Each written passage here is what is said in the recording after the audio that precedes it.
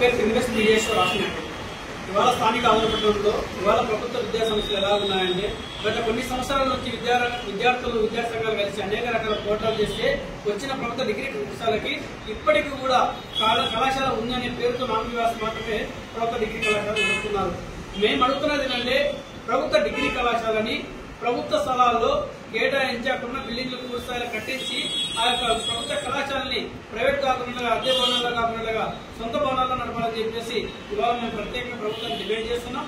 అలాగే ప్రభుత్వ డిగ్రీ కళాశాల నామకాస్తం మాత్రమే కాదు, దానికి తగ్గట్టుగా ఏవైతే కోర్సులు కావాలనో ఆ కోర్సులు ఏర్పాటు చేసి అవసరమైతే ఇంటర్మీడియట్ కూడా దానికి కోఎడ్యుకేషన్ గా కలపాలని చెప్పేసి నేను ప్రత్యేకంగా ఇవాళ ప్రభుత్వాన్ని అడుగుతున్నా.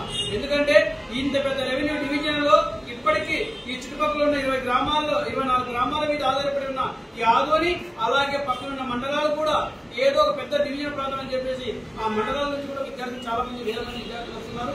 అయినప్పటికీ ఆ విద్యార్థులకి సరైన చదువు అందాలంటే సరైన సౌకర్యాలు అలాగే సరైన కోర్సులు కూడా ఉండాలి. ఆ కోర్సులు లేక ఇవాళ విద్యార్థులు ప్రైవేట్ కళాశాలలో చేరి ఆ ప్రైవేట్ కళాశాలలో ఉన్న ఫీజులు ఒత్తిడి తట్టుకోలేక విద్యార్థులు చదువులు మానేస్తున్న పరిస్థితి కనబడుతున్నది.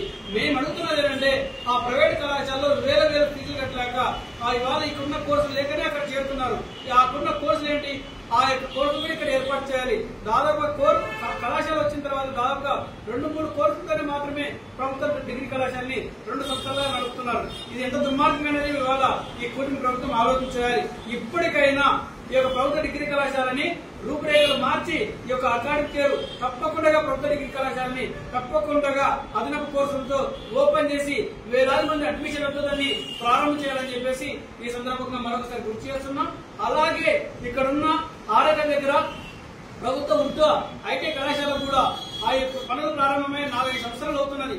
దానిని కూడా ఈ అకాడమిక్ ఇయర్ లోనే ఆ యొక్క బిల్డింగ్ కూడా ప్రారంభం చేయాలని చెప్పేసి ఈ యొక్క సందర్భంగా గుర్తు చేస్తున్నాం.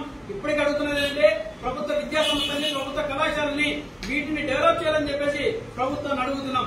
ఇప్పటికే నిర్లక్ష్యంగా వ్యవహరించి ఇవాళ కార్పొరేట్ విద్యా సంస్థలకి ఇవాళ పెత్తందారులుగా మారి ఇవాళ కార్పొరేట్ విద్యా సంస్థలతో ఇవాళ తొత్తులుగా మారి కార్పొరేట్ విద్యా సంస్థలకి ఏజెంట్గా మారి ఇవాళ కార్పొరేట్ విద్యా సంస్థల్ని బలోపేతం చేస్తున్న పరిస్థితి పక్కాగా క్లారిటీగా నీటిగా ఇవాళ కుటుంబ ప్రభుత్వం ముందుగా వ్యవహరిస్తుందని చెప్పేసి ఈ సందర్భంగా తెలియజేస్తున్నాం.